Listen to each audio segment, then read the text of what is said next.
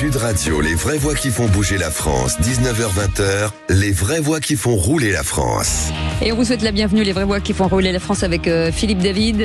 Tous les jeudis soirs, on est très heureux et au sommaire de cette émission, on va revenir sur les amendements LR et RN contre les zones à faible émission, jugées trop dures pour les foyers modestes, qui ont été votés en commission hier. Deux de nos invités seront avec nous dans un instant.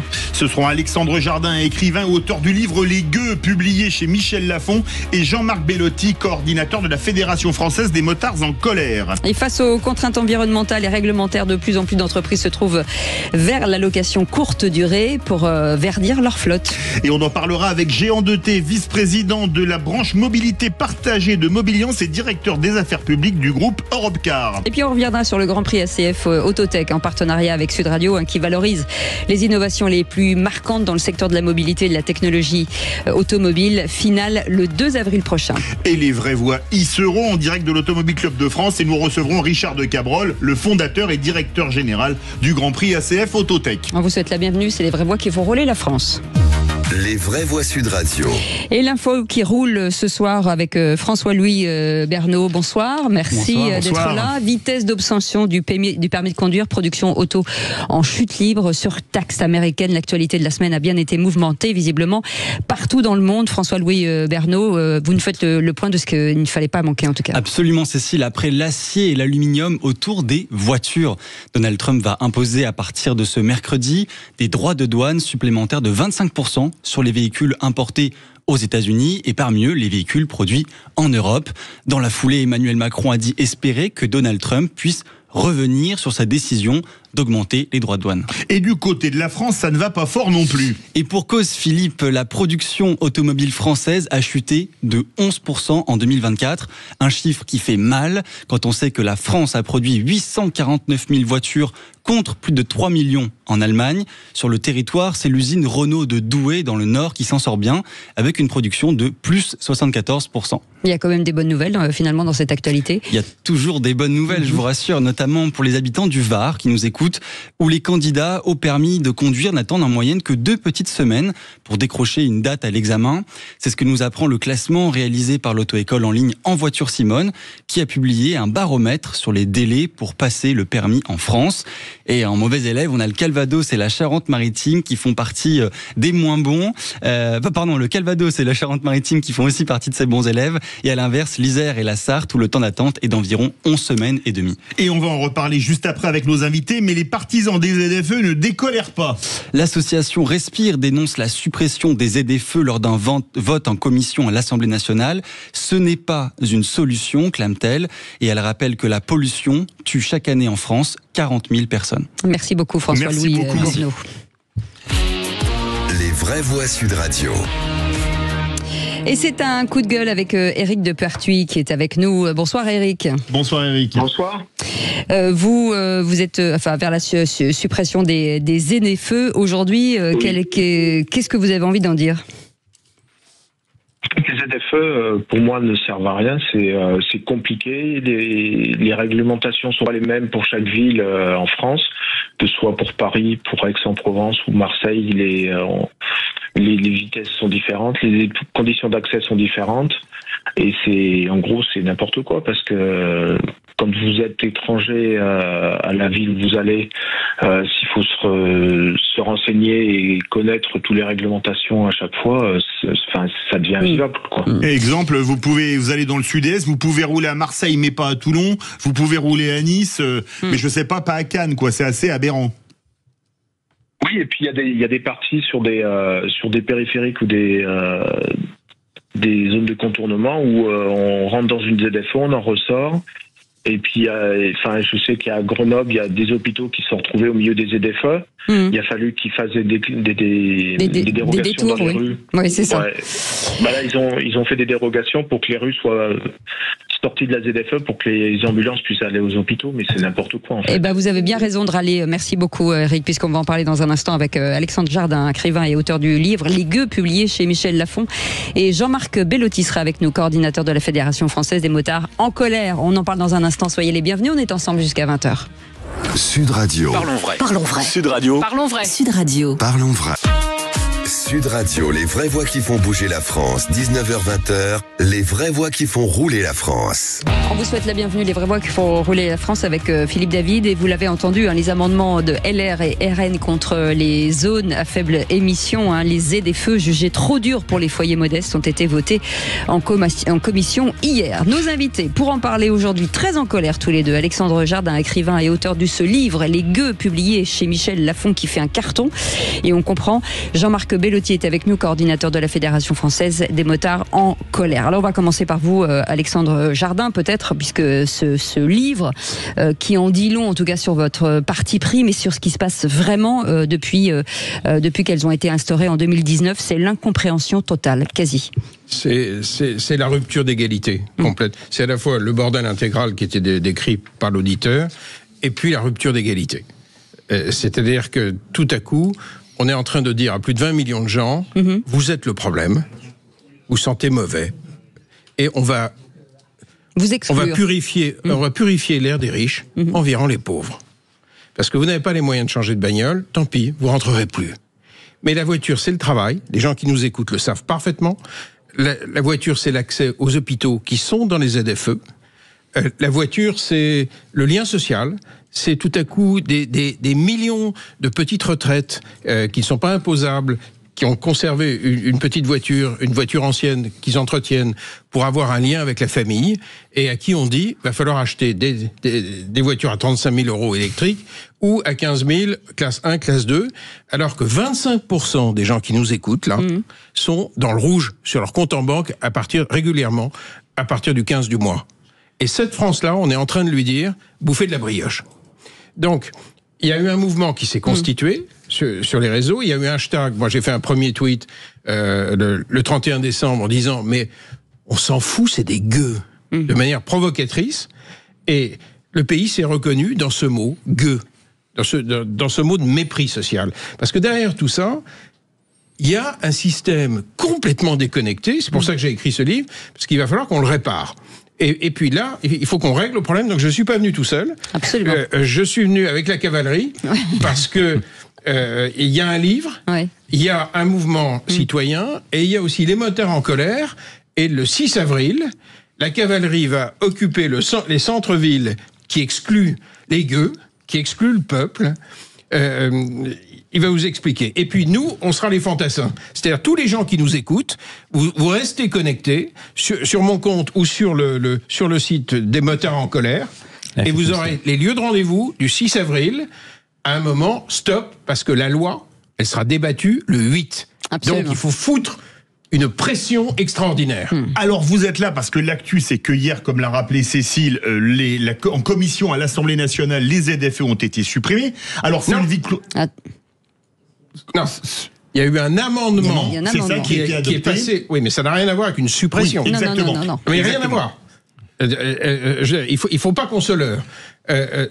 Tout va se jouer après en commission, pas en commission. Non, à l'Assemblée et au Sénat. Oui, mais en plénière. Et puis après, il y aura encore un autre round.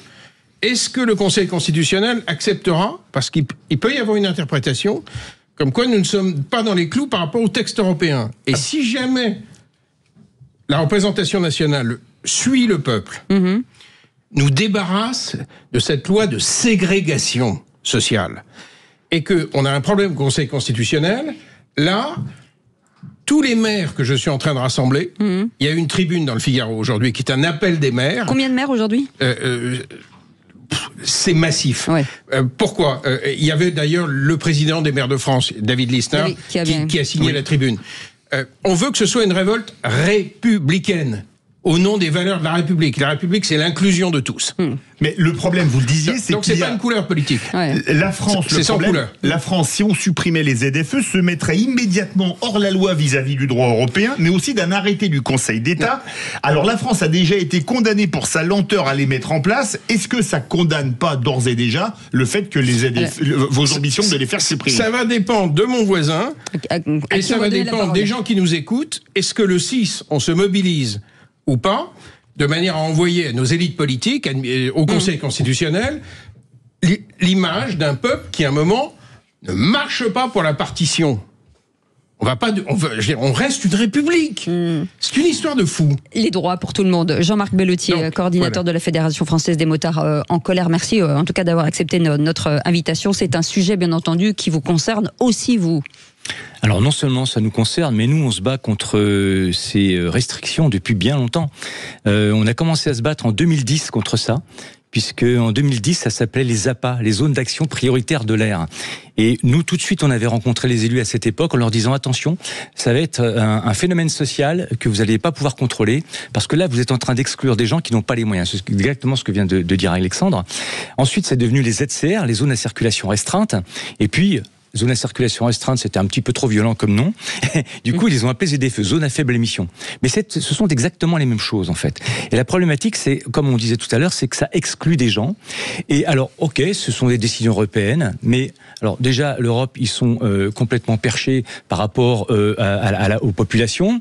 Et la réalité du terrain. Et la réalité du terrain. Ouais, nos élus sont aussi un peu perchés, mais les Européens, ils sont encore un peu plus loin.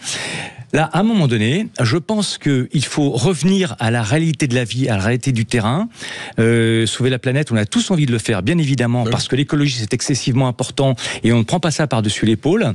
Mais par contre, il ne faut pas que ce soit une écologie punitive, exclusive et, en tout, et surtout violente. Voilà.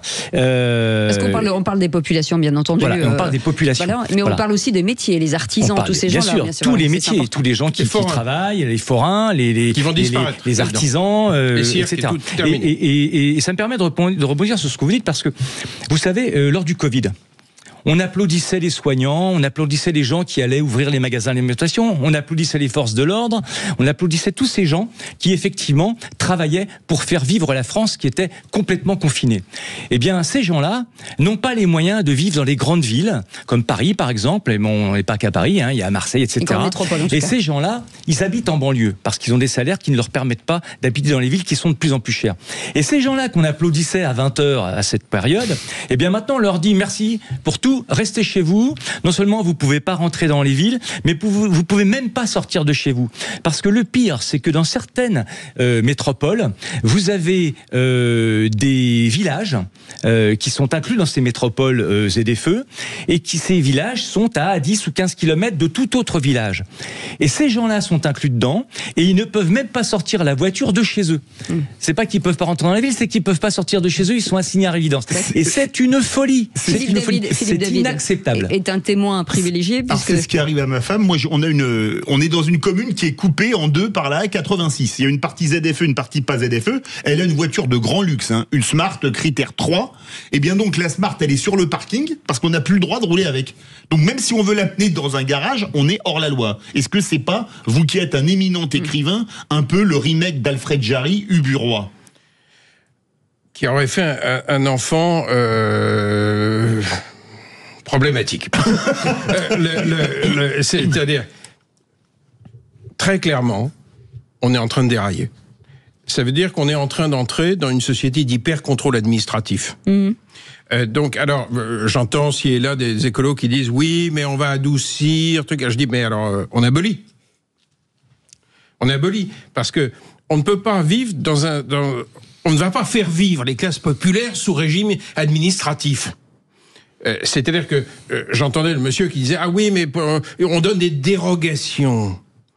Mais on est un peuple libre. Qu'est-ce que c'est que cette histoire ? Je veux dire, en plus, les dérogations, on les donne à qui ? On les donne aux gueux. En fait, les cœurs de ville deviennent des sanctuaires dans lesquels, effectivement, il y a plein de gens qui ne peuvent pas rentrer. La solution, c'est quoi aujourd'hui ? Vous avez dit que c'était le 8 avril. D'abord, le renouvellement du parc. Oui. C'est-à-dire que le renouvellement naturel, parce qu'on... ou alors on se fout de notre gueule avec le contrôle technique. Je veux dire, le contrôle technique sert à quoi ? Je veux dire, nous le payons. À vous donner l'autorisation de rouler. Oui, mais donc à vérifier qu'on a un véhicule qui est aux normes. Qui ne pollue pas, qui est aux normes, pas dangereux, voilà, etc. Donc, le contrôle technique, on peut s'amuser à durcir quelques trucs, on peut faire des accompagnements, mais il faut que ce soit dans le respect et non pas dans une logique ségrégative. Et adapté à la vie. Sinon, il n'y a plus de république. Oui, c'est ça. Certains disent que les ZFE pourraient causer les nouveaux gilets jaunes. Vous êtes d'accord avec ça? C'est pas que ça pourrait, c'est que ça va. C'est que ça va. C'est que ça va. Ça va le faire, bien sûr. Je veux dire, les Gilets jaunes, ils sont partis sur une augmentation de l'essence. Oui. D'accord? Donc là, et les 80 km/h aussi. Et les 80 km/h. Mais il n'y a plus de problème, puisque de toute façon, il n'y a pas d'augmentation d'essence, il n'y a pas de 80 km/h, c'est juste que vous ne pouvez plus du tout utiliser votre véhicule. Donc la raison, elle est bien plus importante qu'à l'époque où se sont réveillés les Gilets jaunes. Les Gilets jaunes, c'est quoi? C'est des gens du peuple, ok, qui se sont sentis totalement délaissés par des élus qui sont complètement hors sol, qui travaillent d'abord pour leur carrière politique, ensuite qui travaillent pour leur parti, et puis s'il reste un petit peu de place, ils vont travailler pour la population, d'accord? Et là, ça s'est réveillé pour pas grand-chose, on va dire. Là, ça peut se réveiller pour beaucoup plus. Voilà. Et ce qui est intéressant de voir aujourd'hui, c'est que les mêmes élus qui ont voté ces ZFE, quelle que soit leur famille politique, eh bien aujourd'hui, ils sont en train de revenir en arrière. Et moi, on m'a toujours dit que gouverner, c'était prévoir. Comment n'ont-ils pas pu prévoir à l'époque que ça allait être une explosion sociale? Comment ne pas prévoir que priver des gens de leur voiture, des gens qui n'ont pas de moyens, pour qui parfois la voiture pourrait être la seule chose qu'ils pourraient revendre, ok, et récupérer un peu de sous. Voilà. Là, on leur dit, ta voiture, tu la jettes en l'air, elle coûte plus rien, tu peux même plus la mettre sur le marché de l'occasion. Voiture ou moto. Excusez-moi, mais même problème pour les DPE pour certains logements. Hein. Mais bien sûr, mais bien sûr. Donc justement, comment n'ont-ils pas pu prévoir que ça allait être comme ça? Aujourd'hui, ils s'aperçoivent qu'effectivement, il y a une montée en puissance, puisque forcément, ça commence à s'installer petit à petit, et les gens, quand ils arrivent au pied du mur, ils s'aperçoivent qu'il y a un problème. Et comment n'ont-ils pas pu s'apercevoir avant de ça? C'est complètement hallucinant. Et on leur dit en plus, il y a des vélos à votre disposition, ce qui est quand même assez dingue. Oui, c'est sûr que quand les gens viennent de 50 km de banlieue pour travailler dans une grande ville, ils prennent pas le vélo, c'est pas possible. Le vélo, bien sûr que c'est une solution. On est tous d'accord pour ça, c'est une solution qui est extrêmement écolo, c'est parfait quand on a 10 km à faire dans la journée ou 15 km en fonction de sa forme. D'accord? Mais pour les gens qui viennent de loin, ils ne peuvent pas, ou les gens qui ont des heures décalées, ne peuvent pas prendre que des vélos. Quand vous avez fait 10 bornes ou 15 bornes de vélo, que vous arrivez chez vous, enfin en tout cas au bureau, et qu'il n'y a pas de douche, il n'y a pas de machin, elle est sympa la journée. Oui. Mais ça peut être une solution. Le deux roues motorisées est aussi une solution, puisque effectivement c'est un véhicule très mobile. Mais la voiture, effectivement, il y a des gens qui ne peuvent pas faire autrement que de prendre leur voiture. Et ceux-là, on ne peut pas les mettre au rebut, c'est pas possible. Alexandre Jardin. Derrière les motards en colère, derrière les gueux, derrière tout ce que vous dites, il y a un mot, la déconnexion. Tout le monde le sait. On sait qu'on a un problème de déconnexion, on sait que notre démocratie représentative a du mal à représenter et qu'elle est plus ou moins aux mains d'une bureaucratie qui discute avec une bureaucratie à Bruxelles, qui rediscute avec une autre bureaucratie, et que ça, quoi que vous votiez, au fond, vous prenez des mesures, et l'année prochaine, début janvier, il y aura le malus sur les bagnoles d'occasion, au cas où le gueux qui arriverait à trouver du blé pour changer de voiture, bang, on lui fout un malus à partir de l'année prochaine. Mais c'est en cassure. On ne met pas un coup d'arrêt. Il nous reste 30 secondes. Un coup d'arrêt, on va en parler parce que c'est la troisième partie du livre. Il faut le référendum d'initiative citoyenne. Il faut que notre peuple puisse se défendre et reprendre le contrôle. Le 6 avril, donc vous demandez d'une part aux citoyens, bien entendu, de se mobiliser, mais aussi aux maires, aux 36 000 communes, peut-être, de se mobiliser. Évidemment, c'est la République qui se réveille le 6 avril. Merci beaucoup, messieurs. Merci beaucoup, Alexandre Jardin, écrivain et auteur du livre Les Gueux, publié chez Michel Lafon. Ça se lit très très vite. Je vous incite à le découvrir. Et merci beaucoup, Jean-Marc Bellotti, d'avoir été avec nous, coordinateur de la Fédération française des motards en colère. C'est le 6 avril, un petit peu partout dans les centres-villes. Voilà, si vous aussi vous estimez que c'est une contrainte et qu'elle est illégitime, soyez dans la rue et faites venir vos maires, vos élus avec vous. Merci d'avoir été avec nous. On fait une petite pause. On revient dans un instant avec la suite de ce sujet avec Patrick Chicheri, propriétaire de la résidence du Château de Mai. À tout de suite. Sud Radio. Sud Radio. Parlons vrai. Parlons vrai. Sud Radio. Parlons vrai. Sud Radio, station multiservice. Vous est présenté par les bornes électriques Station E et son badge universel pour des usagers libres et heureux. Informations et conditions sur station avec un s-e.com. Cécile, vous aimez vous mettre au vert? J'adore ça. Alors, je vous emmène à quelques kilomètres de Paris, au Château du Mai, au sud de la Seine-et-Marne, un beau lieu pour les séminaires d'entreprise ou pour passer un week-end en famille. N'est-ce pas, Patrick Chicheri, propriétaire de la résidence du Château du Mai? Vous avez repris le domaine en 2008 et vous l'avez totalement transformé. Racontez-nous. Eh bien, en 2008, lorsque j'ai acquis ce château du 19e siècle, il n'était pas destiné à devenir ce qu'il est devenu, une résidence 3 étoiles, dédiée à des séminaires d'entreprise la semaine et des familles, à accueillir des familles le week-end. Il a fallu donc réaliser des grands travaux, de grosses rénovations. Donc le château, on a conservé quand même une partie du château, la façade, mais adapter celui-ci et ses dépendances au séminaire, enfin l'activité touristique d'affaires, je veux dire. Donc c'est des salles de réunion, des salles d'accueil, de restauration, des salles polyvalentes. Nous avons également transformé une grange en salle de séminaire, nous avons construit une piscine couverte, et cela ne suffisait pas à avoir une capacité d'accueil, il a fallu donc construire 5 nouveaux bâtiments, et ça nous a permis, aujourd'hui, on a une capacité d'hébergement de 450 personnes, soit 224 studios. Donc c'est assez impressionnant, important. Ça nous permet de recevoir en moyenne aujourd'hui 150 personnes en semaine pour les séminaires et qui viennent profiter aussi de la campagne, des activités ludiques. Et le week-end pour les familles, pour les mariages ou les anniversaires, les manifestations. Alors là, vous avez totalement rénové ce château de Mai, mais vous êtes aussi un bâtisseur engagé dans la transition énergétique. C'est important pour vous?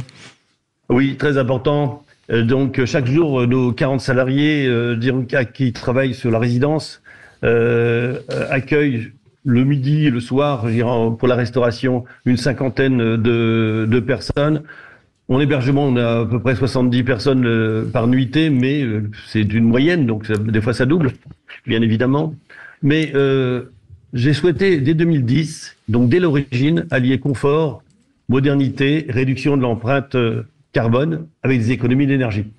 Alors que la construction des bâtiments BBC, qu'on dit bâtiments basse consommation, n'était encore pas obligatoire, j'ai voulu, dès le départ, réaliser toutes ces constructions suivant ces normes, à savoir l'isolation par l'extérieur, les doubles vitrages, les panneaux solaires photovoltaïques sur toutes les toitures, les panneaux solaires thermiques sur toutes les toitures également, des pompes à chaleur et des réductions de consommation d'eau avec des systèmes sur des mousseurs, sur des robinetteries. Il a fallu aussi la consommation d'énergie, réduire la consommation d'énergie lumineuse dans chaque studio, on ne dépasse pas 90 watts. Bon, l'isolation de toute la tuyauterie. Et prochainement, puisque nous sommes un ERP qui reçoit du public, nous devons avoir des lampadaires allumés toute la nuit. Nous allons, transformer tous ces lampadaires en LED. Allez. Et la décarbonation passe aussi par les transports. Pour venir chez vous, on vient en voiture. Pourquoi avez-vous accueilli les investissements privés de Station E? Allez, il nous reste 30 secondes. Oui, l'opportunité pour nous était une évidence de la continuité de cette décarbonation, de trouver, des solutions de recharge rapide, mais pas uniquement. C'est-à-dire que l'opportunité de la station multiservice de Station E nous a permis de comprendre qu'ils allaient offrir, un service de qualité à moindre coût. Est-ce qu'on arrive à 30 centimes le kilowattheure? Ça parle peut-être pas à tout le monde, mais 5 € pour 100 km. Ça parle plus, grâce à l'activité multiservice. Merci. Donc, ça permet de conduire notre clientèle sous la moderne. Eh bien, merci beaucoup, Patrick Chéry, propriétaire de cette très belle résidence du château de Mai. Merci beaucoup d'avoir accepté notre invitation. Sud Radio, station multiservice. Vous a été présenté par les bornes électriques Station E et son badge universel pour des usagers libres et heureux. Informations et conditions, station avec un s-e.com.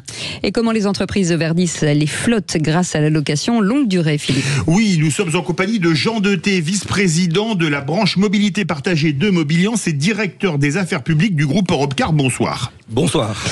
Merci d'être avec nous. Alors, on parle de transition des flottes et des véhicules verts avec vous. Quel est le rôle justement de la location courte durée dans cette transition? Comment on peut l'expliquer? Alors, la location est évidemment un acteur de la transition. Et d'abord, c'est le premier élément qui fait qu'on passe de la possession à l'usage. Et en fait, on favorise l'usage plutôt que la possession.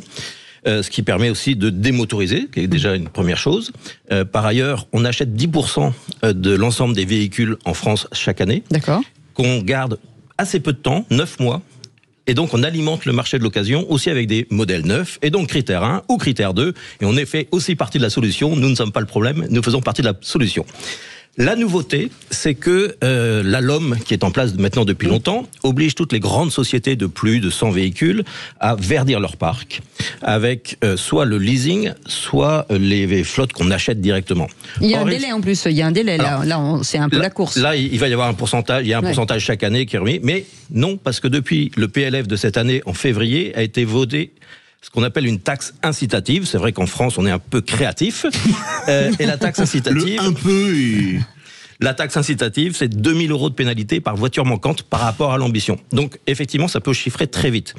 L'allocation de voitures courte durée ne rentrait pas dans le calcul du verdissement des flottes de ces sociétés.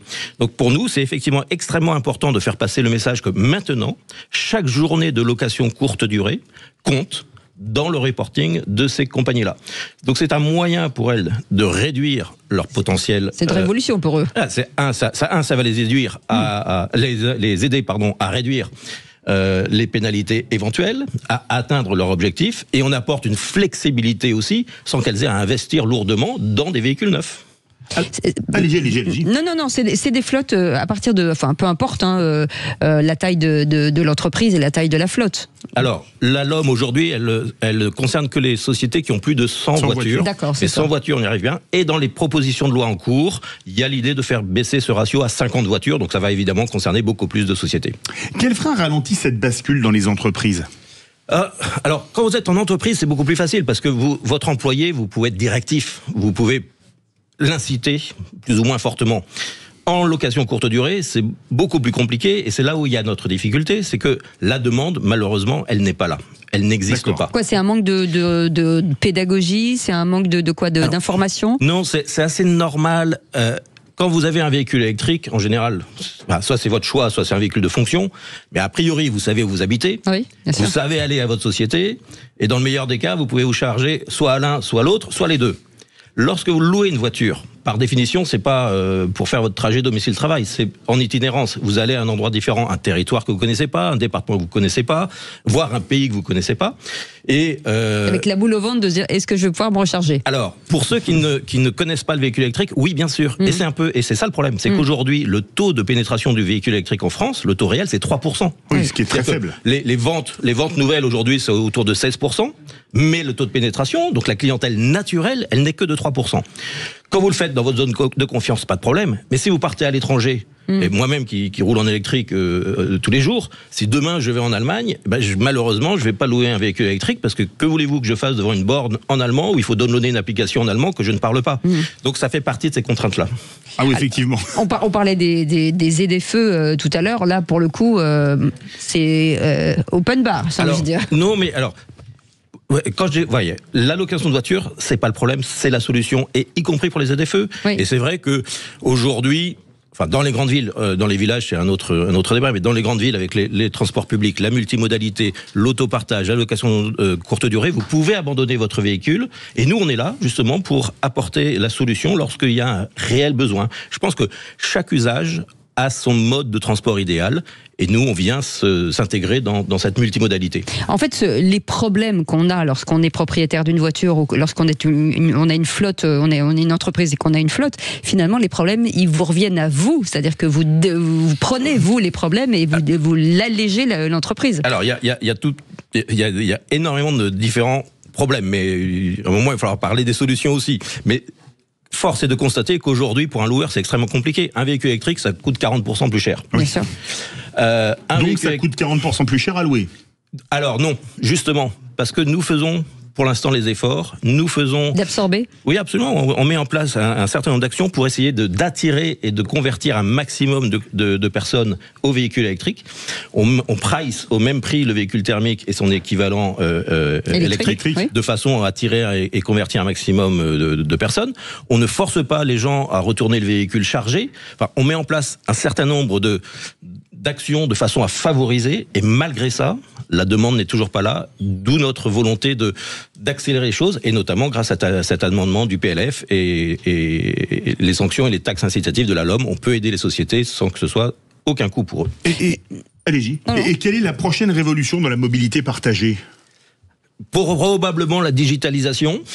Mais vous savez, les prospectives, c'est toujours compliqué. Rappelez-vous, il y a quelques années, on parlait du véhicule autonome. Oui. On allait en voir partout. Oui.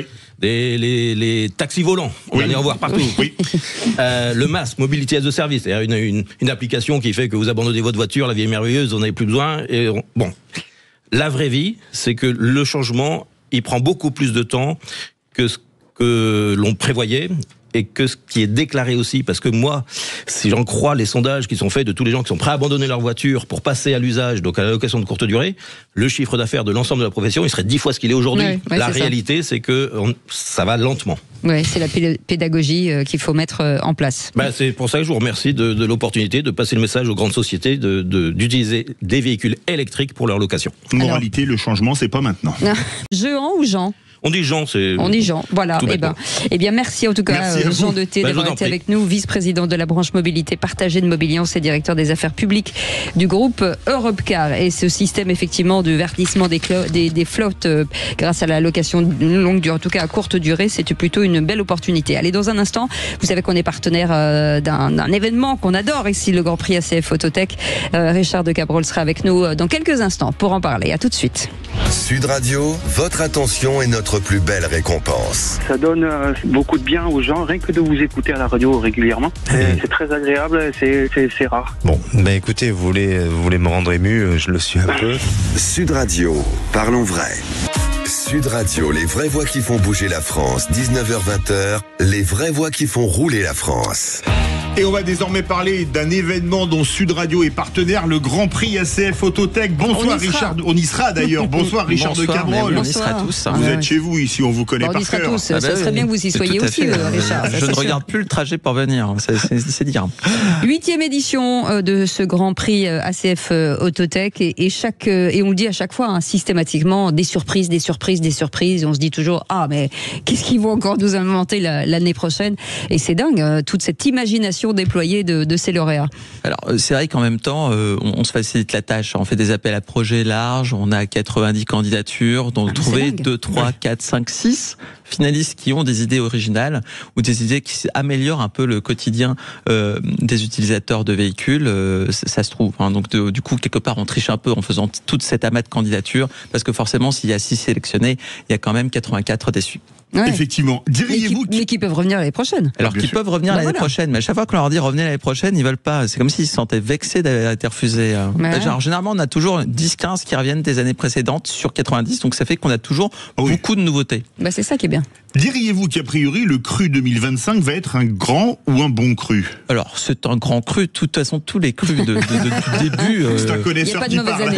Là, on parlait de location courte durée et des recharges tout à l'heure. ChargeMap date quand même de 2018. Donc, est-ce que je peux ne pas dire que 2018 n'était pas un grand cru? Je peux pas. Non. Donc, et l'année dernière avec l'absorption du nickel dans les sols, je peux pas non plus. Donc, chaque année est un grand cru et puis chaque année c'est un bon divertissement. Et en plus, je crois qu'on pourra voir la vidéo sur le site de Sud Radio. Absolument. Alors, les 3 finalistes du Grand Prix ACF, des startups françaises, forcément? Alors, pas forcément. Ça arrive pas tout le temps. Une année, on avait eu la moitié de startups étrangères. Là, cette année, on n'en a qu'une seule étrangère dans le prix pionnier. Dans le Grand Prix, c'est 100% français. Effectivement, c'est plus de la structure, c'est de la conception des véhicules, toujours les rendre plus légers, moins chers, moins consommateurs en matériaux, ou voire même utiliser l'hydrogène pour combler une brique de l'infrastructure qui manque à la recharge électrique. Donc finalement, c'est toujours pour aller un peu plus de verre et un peu plus d'économie. On va vous poser une question philosophique, mais vous n'avez pas 4 heures, c'est pas l'épreuve du bac. Dans ces 3 finalistes du Grand Prix ACF, il y a H2Grem qui est dans l'hydrogène, Carbon Waters qui fabrique des additifs de performance, TETMED qui est dans les pièces de structure. On a reçu les 3 avec Cécile, on était ébahis avec les 3, ces 3 registres complètement différents. C'est pas cornélien de faire un choix entre les 3. Alors, parce qu'il n'y a pas la ligne droite de Longchamp, comme disait Thierry. Alors, j'avoue que c'était déjà cornélien lors de la demi-finale, parce qu'à un moment, ils se demandaient quand est-ce qu'on allait boire et manger à la sortie. Je crois qu'on a passé 45 minutes à essayer de discuter qui on allait mettre en finale. Donc, si on a eu énormément de mal à passer de 6 à 3, je pense qu'on aura encore énormément de mal de passer de 3 à 1. Mais là, vous n'allez pas faire 45 minutes, plus 45 minutes, plus 45 minutes. Alors non, mais on a simplifié aussi le système de vote. Là où ils ont une énorme grille d'évaluation pour la demi-finale. La demi-finale, c'est vraiment la partie la plus dure pour les startups. La finale, puisqu'on a quand même un événement à faire, hein, les gens regardent un événement qui a un début et une fin. Sud Radio. Comment ? Et une émission sur Sud Radio. Tout à fait.